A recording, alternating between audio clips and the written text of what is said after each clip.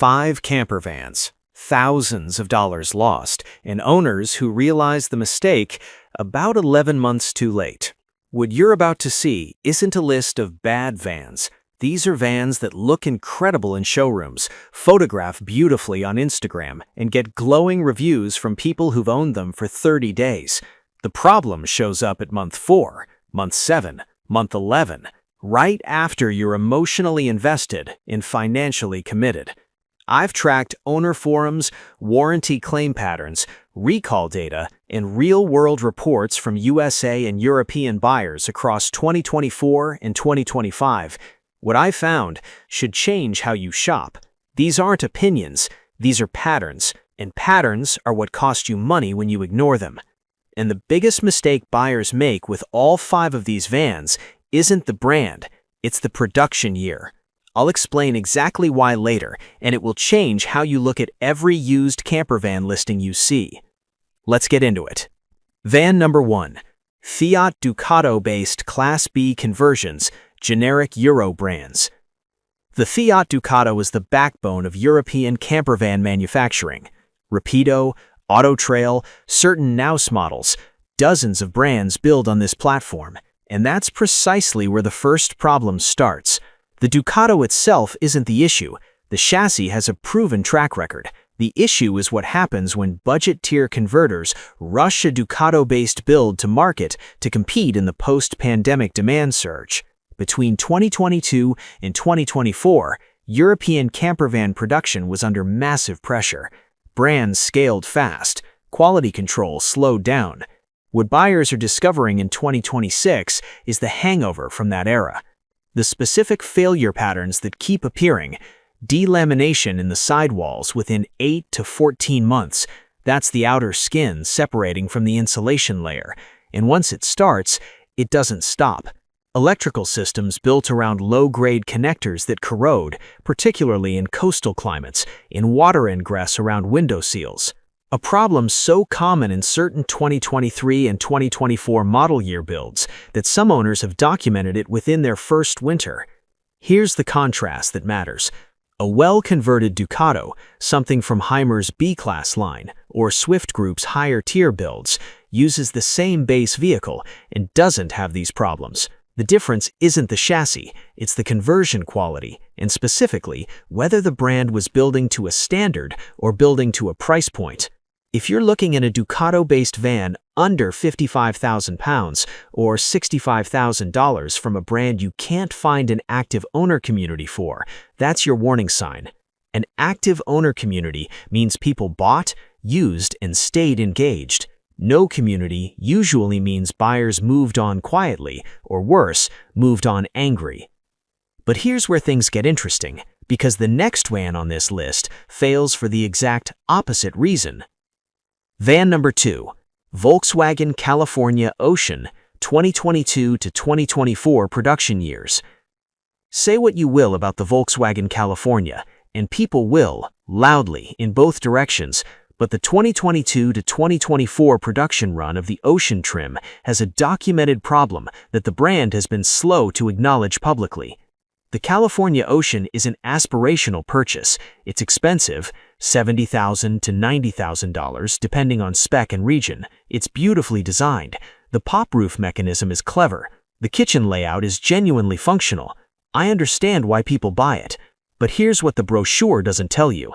The DSG gearbox, paired with the TDI engine and certain build configurations from that production window, has shown premature wear under the specific load conditions that campervan driving creates: low speed, high weight, frequent stop-start in campsite environments.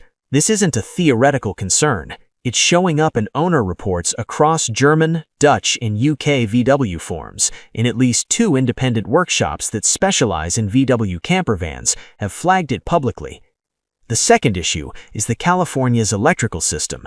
The leisure battery management, the shore power integration, was redesigned for the 2022 facelift.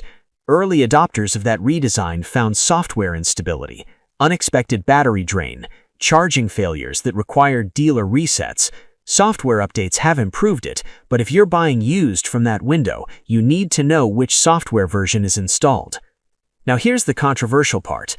VW's warranty coverage and dealer network is better than almost anyone else in this space, so if something goes wrong, you have recourse. That's the argument VW fans will make, and it's a fair argument, to a point. But warranty claims mean downtime.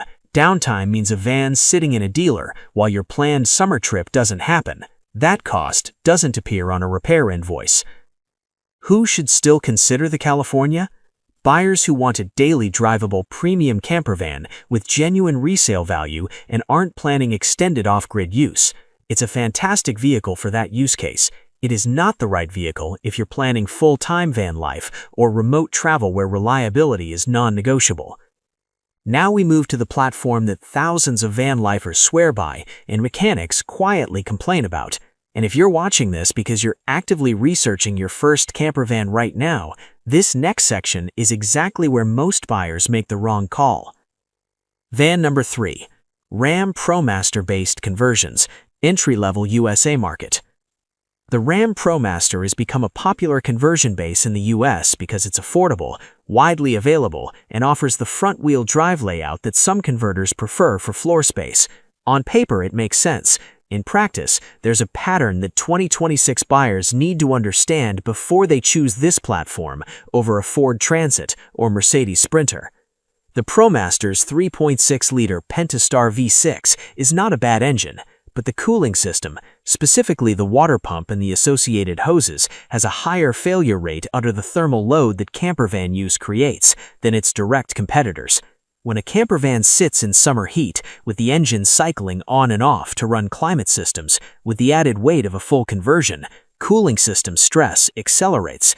Sprinter owners see this too, but the ProMaster's cooling components are showing failure earlier in the ownership cycle, particularly in the Southwest US market where heat is extreme. The second issue is build quality from entry-level conversion companies. There's been an explosion of small conversion shops in the US since 2020. Many of them do excellent work, many of them don't. The ProMaster attracts budget-conscious converters, which means it disproportionately appears in budget conversions, and budget conversions is where you find the issues. Inadequate moisture barriers, undersized electrical systems, cabinetry that doesn't account for road vibration over time. The comparison that matters, a Winnebago Travato, also ProMaster-based, is engineered as a purpose-built camper van, not a cargo van with a conversion dropped into it. The platform difference between a Winnebago Travato at $80,000 and a custom ProMaster conversion at $45,000 is not just price, it's engineering discipline, testing, and warranty infrastructure. If you're looking at a ProMaster conversion under $50,000 and the conversion company has been operating for less than 3 years, take a very long look at the build before you commit. This next van is the one people defend the hardest until their heating system fails in winter. Van number 4.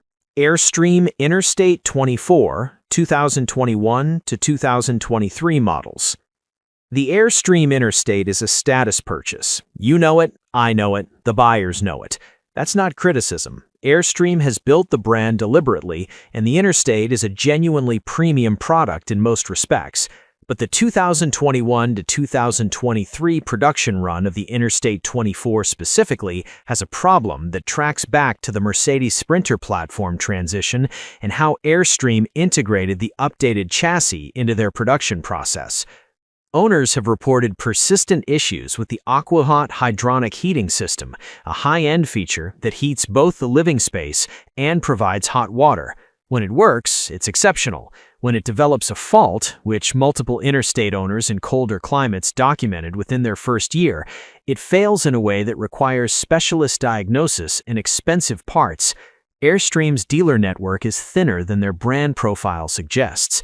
Finding a certified Airstream technician outside of major metro areas can take weeks. In winter, that's not an inconvenience. That's a trip-ending emergency. The second issue is more systemic. The Interstate's price point, $150,000 to $175,000, creates an expectation of zero-fault ownership. That expectation meets a reality where any vehicle of this complexity, built in this volume, will have issues. The gap between expectation and reality is wider here than almost anywhere else in this segment, which is why Airstream Interstate owners who have problems tend to be vocal about it. Here's the honest framing. If you're comparing the Interstate to a Hymer Venture S or a leisure travel van's Wonder, similarly priced competitors, the Airstream's resale value is genuinely stronger. The brand carries real market value. But if you're buying for the badge and not because the vehicle actually fits your use case, you will be disappointed. The Interstate is an excellent van for buyers who want luxury, primarily travel in areas with Airstream dealer access, and understand that premium pricing doesn't eliminate the service relationship. It's the wrong van for remote travel, full-time use in challenging climates, or buyers who need operational independence. Van number 5. Certain Hyundai Staria-based micro-campers, Asian market imports. This one requires context before the criticism, because the Hyundai Staria is genuinely interesting as a micro-camper platform, particularly in Australian and some European grey import markets, where it's arrived in 2024 and 2025 with camper conversions built on it. The Staria itself is a competent MPV. The problem is what happens when a vehicle designed for the Korean domestic market, with conversions developed by companies without deep campervan engineering experience, gets sold to buyers in climates and conditions those converters never tested for.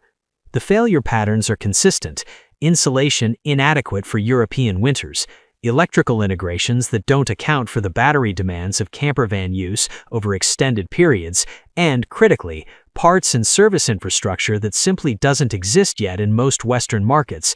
When something goes wrong with a Staria-based conversion in Germany or the UK, finding someone who can work on it is genuinely difficult. Compare that to buying a well-established Class B on a Sprinter or Transit base. You might pay $15,000 to $20,000 more, but you're buying into an ecosystem: parts availability, qualified technicians, owner communities, resale market. That ecosystem has real dollar value when you need it. The Staria microcamper is interesting. It is not mature. Buyers in 2026 who choose this path are early adopters, and early adoption in campervan purchasing has a specific risk profile. You are paying market prices for an unproven product. That is a legitimate choice to make with open eyes. It is not a smart choice to make without understanding what you're accepting. But here's the uncomfortable truth most dealerships won't say out loud. The biggest predictor of first-year failure in a campervan is not the brand, it's not the platform, it's the production year relative to a brand's demand peak. Every brand on this list, every single one, has a better version of itself from 3 or 4 years before or after the models have described.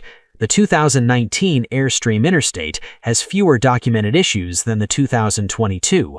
The pre-2020 VW California has a more stable electrical architecture than the 2022 facelift.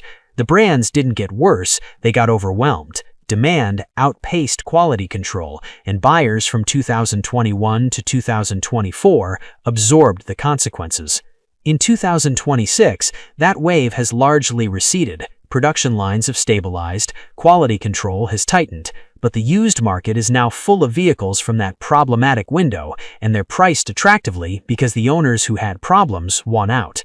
This is important. A 2022 vehicle with documented problems is not automatically a bad investment if you buy it at the right price, with a full service history, and with a clear understanding of what you're taking on. The mistake is paying 2026 prices for a 2022 problem because you didn't know to look. Now you know. So who should avoid these vans entirely? If you're a retiree planning 6 to 8 months per year of continuous travel, prioritize service network density above everything else. The Airstream and the VW California carry brand prestige that exceeds their practical support infrastructure in many regions. A leisure travel van's Unity or a Winnebago Bolt will serve that use case better. If you're a family buying your first campervan for summer trips, do not buy from the problematic production windows I've described. Buy current model year or wait. The deals on 2022 and 2023 stock look attractive right now for a reason. If you're planning full-time van life, the ProMaster conversion and the Staria imports should not be on your shortlist. Full-time use exposes every weakness. You need a platform and a conversion built for operational intensity, not occasional weekend use.